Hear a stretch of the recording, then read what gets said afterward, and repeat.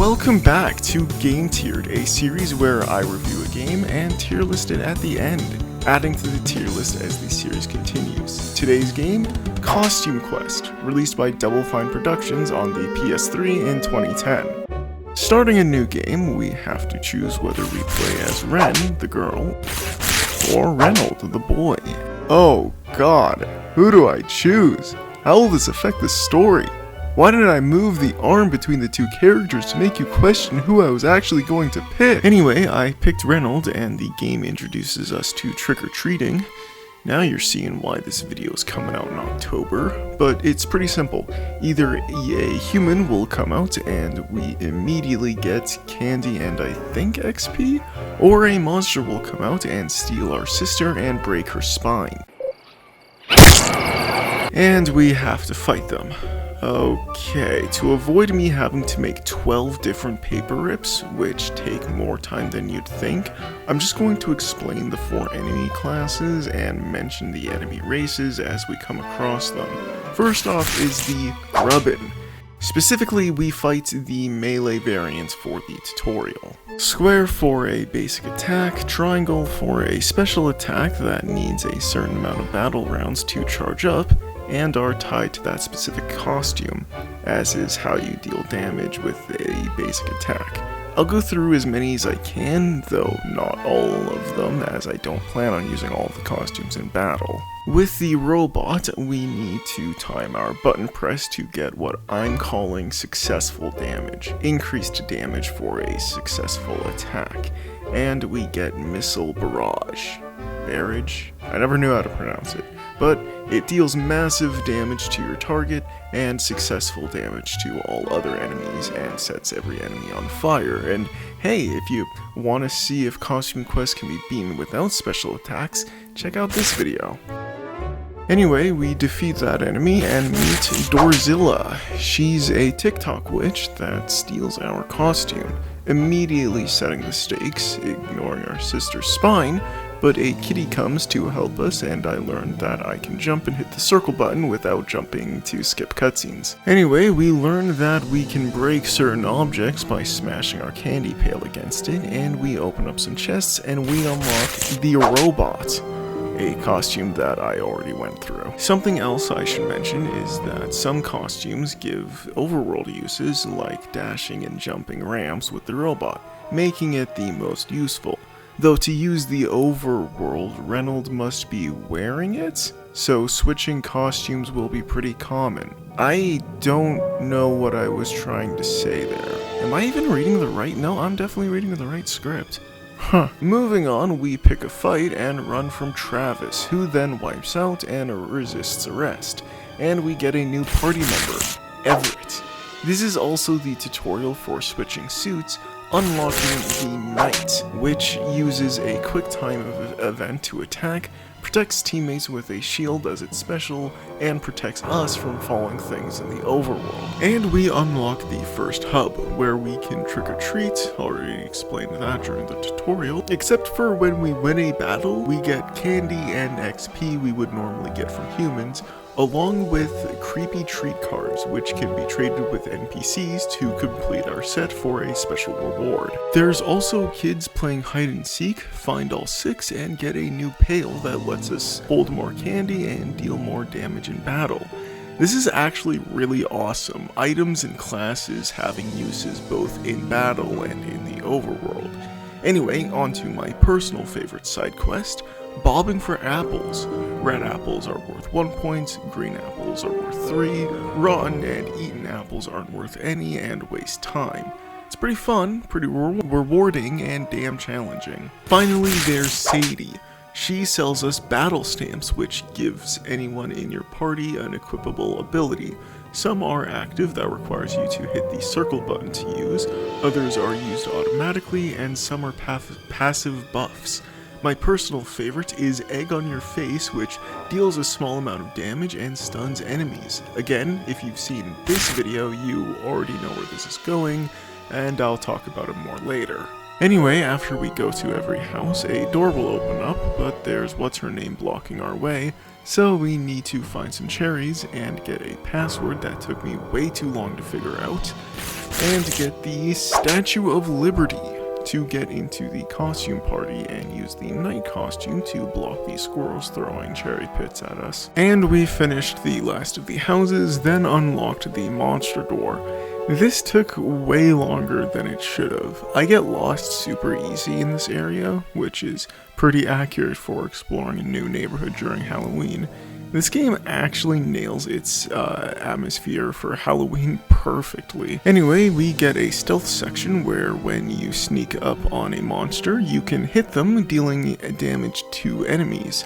Oh, right, the enemies. I forgot to mention the rest. Alright, okay.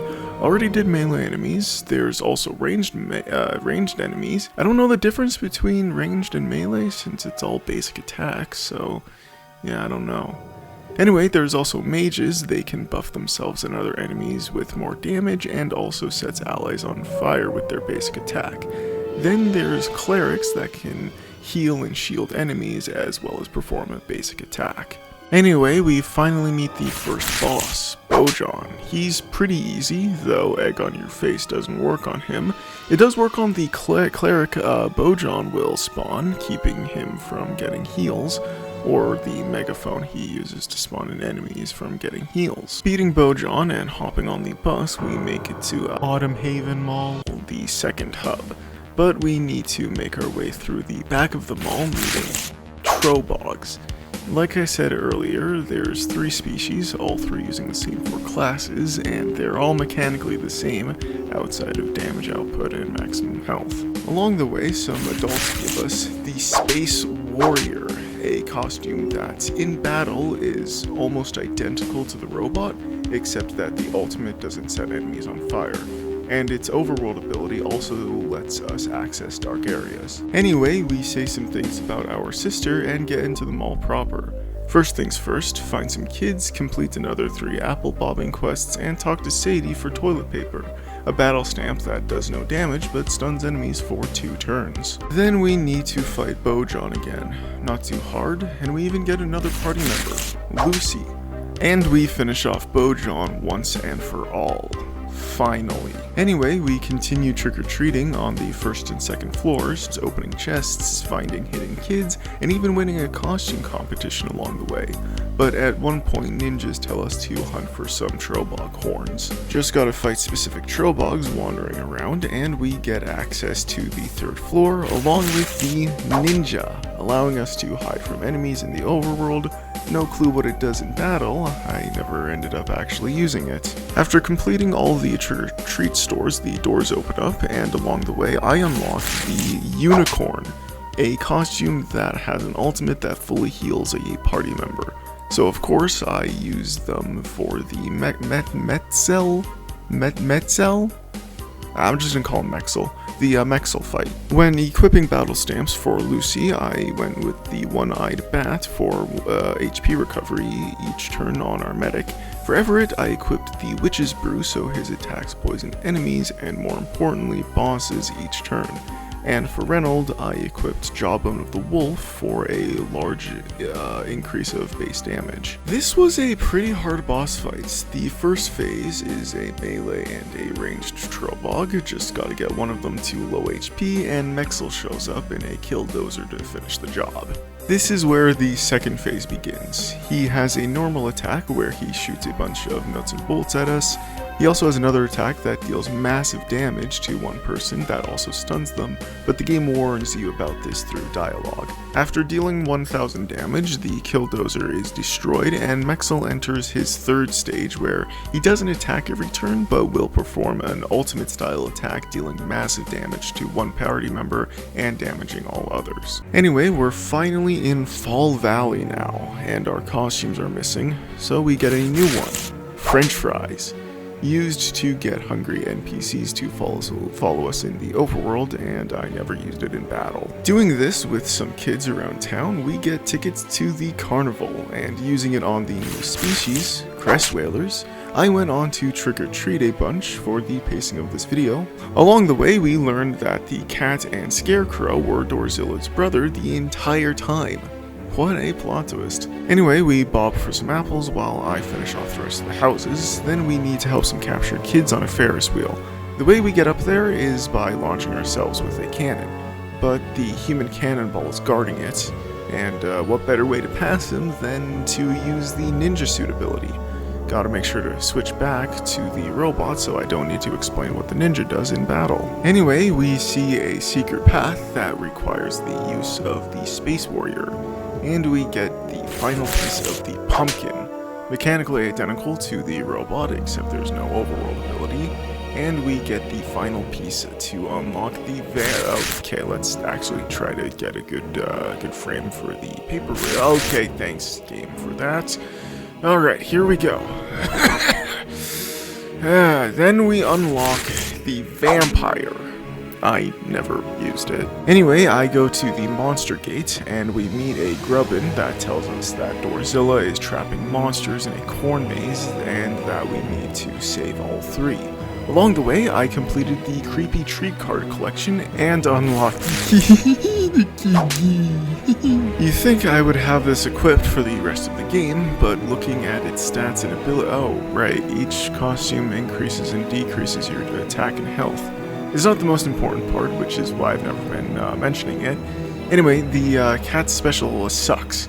It just scares enemies, so it's useless for bosses, and I can just keep enemies stunned until they die. Anyway, we save the rest of the grubbins and unlock the grubbin costume, which allows us to make it to Dorzilla, but not before MedEvil shows up, very slowly. Slowly enough for me to change my battle stamp to my boss loadout. Still shows up very slowly to take us to our doom. This boss fight wasn't hard, just deal a good 1,000 damage and we're done. We finally made it to the portals. It's here where I looked for the rest of the kids to get a new pail. And I wanted to see if I would get a higher damage bonus if I did the same in the mall, considering that I never actually finished finding all of the kids in the mall. So I went there and started looking. I probably spent 40 minutes in a battle that got me to the maximum level of 10 before I caved and searched up where he is. He was completely obscured in Sadie's shop. That's great. Thanks, Double Fine. At least I got to level 10. Anyway, back to Fall Valley to cancel the TikTok witch. This is actually a pretty fun fight. Dorzilla has 3 unique moves. One is a charge that requires one party to use egg on your face to interrupt her. Second makes copies that take more damage. Normally you're supposed to tell which witch is the real witch by paying attention to the damage dealt, but because I've been poisoning her, the cutscenes for this give away her immediately. Third, she takes one of our party members and traps them in thornweeds that damage the ally as they stay there. Thankfully, I had a special attack ready. Outside of this, it's pretty easy. Anyway, we get a new battle stamp that I equipped to Reynold. Talking to Dorzilla again, we need to fight the final boss, Big Bones. A cutscene plays out where Dorzilla is exposed as being disloyal to Big Bones, and then she gives us a buff, I think? I don't know what this does, or really why she does it, but it doesn't matter. We have a boss to fight. Wait, is that why they call it a boss fight? This boss fight, ooh, just learned what that meant, is always fun. He attacks everyone at once, no matter what, but at least that battle stamp I gave Reynold offsets this, and if Lucy dies, her battle stamp revives her with some health after a round of battle. Plus, she can heal Everett if need be. But we defeat Big Bones without losing a single party member, beating the game, and we all make a pact to do this every Halloween.